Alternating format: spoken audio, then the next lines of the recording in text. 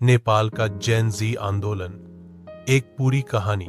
नेपाल दक्षिण एशिया का वह देश है जिसने पिछले 3 दशकों में राजनीतिक अस्थिरता, राजतंत्र से लोकतंत्र की यात्रा और अंतहीन सत्ता संघर्ष देखे हैं।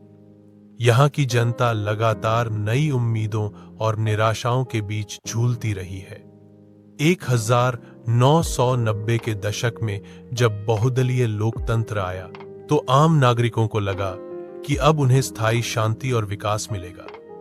लेकिन जल्द ही माओवादी युद्ध छिड़ गया और 10 सालों तक देश हिंसा और असुरक्षा की गिरफ्त में रहा। 2006 में माओवादी समझौते और 2008 में राजतंत्र की समाप्ति के बाद गणराज्य नेपाल की स्थापना हुई।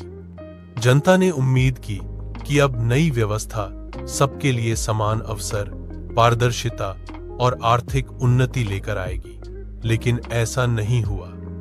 पिछले 15 वर्षों में नेपाल ने बार बार सरकारें बदलते देखी, कोई भी सरकार स्थिर नहीं रह सकी। भ्रष्टाचार, परिवारवाद और सत्ता की राजनीति ने देश की राजनीतिक व्यवस्था को जकड़ लिया। खासकर युवाओं यानी नई पीढ़ी को लगा कि उनके सपनों को लगातार अनदेखा किया जा रहा है। बेरोजगारी इतनी बढ़ गई कि लाखों युवाओं को देश छोड़कर खाड़ी देशों, मलेशिया और भारत में मजदूरी करनी पड़ी। शिक्षा और नौकरी के अवसर घटते गए, जबकि नेताओं और उनके बच्चों का रसूख बढ़ता गया। यही निराशा धीरे धीरे आक्रोश में बदलने लगी और इस बार यह आक्रोश सामने आया। जेन जेड यानी 1997 से 2012 के बीच जन्मी उस पीढ़ी से जो डिजिटल युग में पली बड़ी है और सोशल मीडिया को अपनी आवाज का सबसे बड़ा हथियार मानती है। यही वजह है कि सितंबर 2025 में नेपाल की सरकार ने जब अचानक फेसबुक, इंस्टाग्राम, ट्विटर, 10, व्हाट्सएप और टिकटॉक जैसे 25 से अधिक सोशल मीडिया प्लेटफॉर्म पर प्रतिबंध लगा दिया, तो यह फैसला चिंगारी साबित हुआ। सरकार का तर्क था कि सोशल मीडिया से झूठी खबरें और अफवाहें फैल रही हैं, जिससे हिंसा और अराजकता का खतरा बढ़ता है। लेकिन युवाओं के लिए यह सेंसरशिप और उनकी आजादी पर सीधा हमला था। जेन जी पहले से ही भ्रष्टाचार, महंगाई और बेरोजगारी से परेशान था। वे सोशल मीडिया के जरिए नेपो किड्स यानी नेताओं के बच्चों और उनके विशेषाधिकारों को उजागर कर रहे थे। इसी माध्यम से वे एक दूसरे से जुड़कर अपने विचार साझा कर रहे थे। जब सरकार ने यह मंच ही छीन लिया तो गुस्सा फूट पड़ा। काठमांडू से शुरू हुआ विरोध देखते ही देखते देश भर में फैल गया।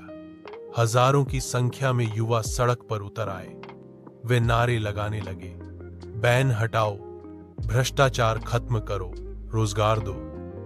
उनकी मांगें केवल सोशल मीडिया तक सीमित नहीं थीं। वे राजनीति में पारदर्शिता, नेताओं की जवाबदेही और देश के आर्थिक भविष्य को लेकर ठोस सुधार चाहते थे। आंदोलन को नेपाल्स जेन जी रेवोल्यूशन नाम दिया जाने लगा। शुरुआत में प्रदर्शन शांतिपूर्ण थे, लेकिन जब सरकार ने कड़ा रुख अपनाया और पुलिस बल तैनात किए, तब हालात बिगड़ने लगे। कई जगह झड़पें हुई, संसद भवन के बाहर भीड़ इकट्ठी हुई और गुस्से में लोगों ने पत्थरबाजी और आगजनी की। सरकारी भवनों और वाहनों को नुकसान पहुंचा। पुलिस ने आंसू, गैस और लाठीचार्ज का इस्तेमाल किया। देखते ही देखते यह विरोध हिंसक रूप ले बैठा। रिपोर्ट्स के अनुसार कम से कम 19 प्रदर्शनकारियों की मौत हुई और सैकड़ों लोग घायल हुए। स्थिति इतनी गंभीर हो गई कि राजधानी काठमांडू और अन्य बड़े शहरों में कर्फ्यू लगाना पड़ा। सेना को सड़कों पर उतारना पड़ा। हालात यह थे कि अंतरराष्ट्रीय उड़ानों को भी प्रभावित होना पड़ा और कुछ विमान भारत के लखनऊ हवाई अड्डे की ओर डाइवर्ट करने पड़े। दुनिया भर में नेपाल की छवि प्रभावित हुई और अंतरराष्ट्रीय मीडिया ने इसे लोकतांत्रिक अधिकारों पर हमला बताया। लेकिन आंदोलनकारियों का हौसला नहीं टूटा। सोशल मीडिया पर प्रतिबंध होने के बावजूद उन्होंने वीपीएन और ऑफलाइन नेटवर्क का सहारा लिया। सड़कों पर उन्होंने रैलियां, पोस्टर और नारेबाजी से अपनी आवाज बुलंद की। धीरे धीरे इस आंदोलन में आम नागरिक भी जुड़ने लगे, जिनका गुस्सा वर्षों से दबा हुआ था। महिलाएं, छात्र और बेरोजगार युवाओं ने मिलकर इसे जन आंदोलन का रूप दे दिया। प्रधानमंत्री के पी शर्मा ओली पहले तो अड्ढे रहे। उन्होंने आंदोलन को विपक्ष की साजिश बताया और कहा कि यह देश की स्थिरता को बिगाड़ने की कोशिश है। लेकिन जब विरोध और हिंसा लगातार बढ़ती गई और अंतर्राष्ट्रीय दबाव भी आने लगा, तो सरकार को झुकना पड़ा। आखिरकार ओली ने इस्तीफा दे दिया। साथ ही सोशल मीडिया बैन भी हटा लिया गया। प्रधानमंत्री का इस्तीफा इस आंदोलन की एक बड़ी जीत थी, लेकिन जेन ज़ी के लिए यह केवल शुरुआत थी। वे अब केवल बैन हटाने या एक नेता के जाने से संतुष्ट नहीं हैं। वे पूरे राजनीतिक ढांचे में बदलाव चाहते हैं। उनकी मांग है कि शिक्षा और नौकरी के अवसर बढ़ाए जाएं, भ्रष्ट नेताओं पर कार्रवाई हो और राजनीति में युवाओं की भागीदारी सुनिश्चित हो। वे यह भी चाहते हैं कि वंशवाद की राजनीति खत्म की जाए, ताकि केवल नेता परिवारों के बच्चे ही सत्ता में न पहुंचे।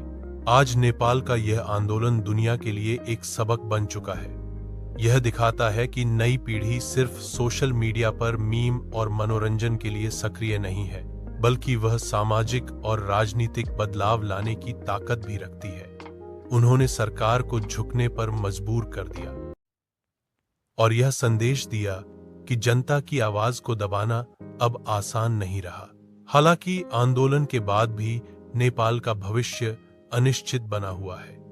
राजनीतिक दलों में खींचतान अभी भी जारी है, लेकिन इस आंदोलन ने यह तो साबित कर दिया है कि नेपाल का युवा अब चुप बैठने वाला नहीं है। वह अपने अधिकारों और अपने देश के भविष्य के लिए सड़कों पर उतरने से नहीं डरता। नेपाल का यह जेन ज़ेड आंदोलन केवल एक देश की कहानी नहीं है, बल्कि पूरे दक्षिण एशिया के लिए प्रेरणा है। जहां भी भ्रष्टाचार, वंशवाद और बेरोजगारी से पीड़ित युवा हैं, वे इससे सीख सकते हैं कि मिलकर आवाज उठाना कितना ताकतवर हो सकता है।